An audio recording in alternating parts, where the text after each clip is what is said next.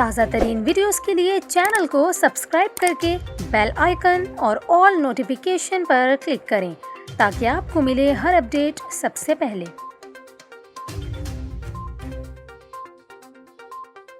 اور ابھی آپ کو بتائیں، کراچی کے علاقے عزیز آباد سے نامعلوم ملزمان کی جانب سے مبینہ طور پر اغوا ہونے والی 3 لڑکیوں اور ان کے گینگ ریپ کے کیس میں تاحال کوئی پیش رفت نہیں ہو سکی۔